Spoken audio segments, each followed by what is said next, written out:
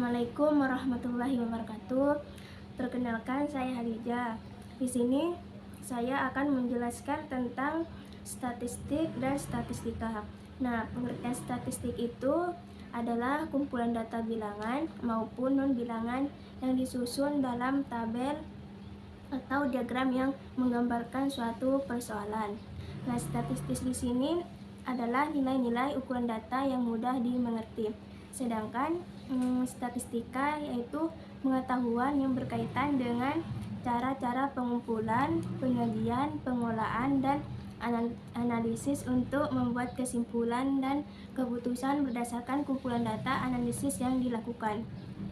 Di mana di sini kesimpulan dari statistik dan statistika yaitu statistika merupakan ilmu yang berkaitan dengan data, sedangkan statistik yaitu data itu sendiri. Baik, materi selanjutnya akan dijelaskan oleh teman-teman saya. Baik, di sini saya sebagai pemateri kedua akan memaparkan materi tentang distribusi frekuensi. Apa sih pengertian dari distribusi frekuensi? Distribusi frekuensi merupakan keadaan mengenai suatu gejala ataupun variabel yang disajikan dalam bentuk angka. Nah, dari data tersebut akan disajikan ke dalam tabel di mana tabel di sini merupakan tabel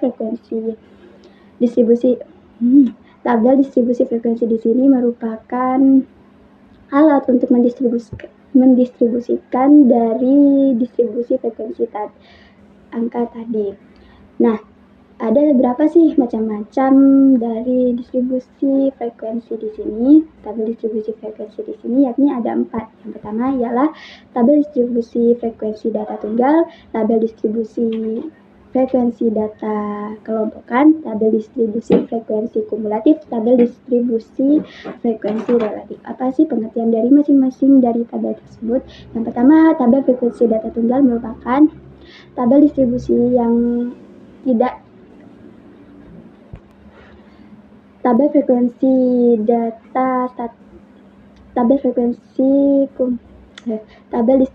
frekuensi data tunggal merupakan tabel distribusi frekuensi yang tidak dapat dikelompokkan. Contohnya untuk mencari nilai tertinggi, nilai terendah. Sedangkan yang kedua yakni tabel distribusi data kelompokan merupakan tabel distribusi data yang dapat dikelompokkan. Contohnya untuk mencari nilai tertinggi terendah, mencari rank atau jangkauan, mencari batas kelas serta panjang kelas. Bagaimana sih cara mencari dengan menggunakan frekuensi data tersebut? Yang pertama ialah cara mencari rank ataupun jangkauan yakni dengan menselisih antara sigma ataupun jumlah dari nilai data tertinggi dikurangi nilai data terendah. Nah, dari hasilnya itu yang kedua yakni cara mencari batas kelas. Bagaimana sih cara mencari batas kelas ataupun yang dinotasikan dalam variabel K? Nah, yakni yang pertama dengan 1 sama dengan 1 ditambah 3,3 log n, dimana n di sini merupakan total dari jumlah semua data frekuensi. Yang ketiga yakni bagaimana sih yang menentukan panjang kelas? Merupakan perbandingan antara rank ataupun jangkauan dibagi dengan batas kelas. Nah, rank jangkauan baik. Selanjutnya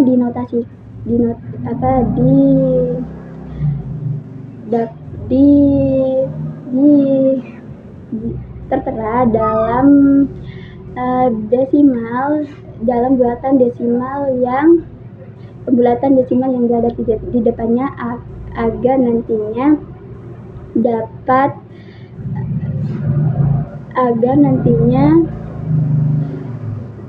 semua data dapat terangkum dalam tabel.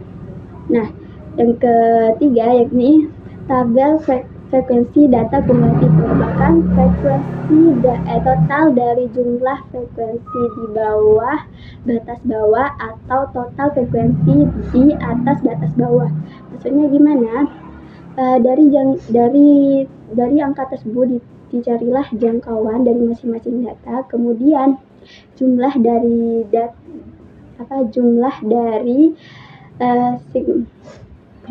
Contohnya yakni kurang dari contohnya yakni distribusi frekuensi kurang dari dan distribusi frekuensi lebih dari sama dengan. Yang keempat yakni distribusi frekuensi tabel distribusi frekuensi relatif.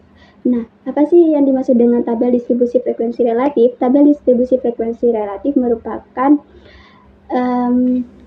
perbandingan antara nilai N dibagi dengan total jumlah dari data yang dinyatakan dalam satuan persen.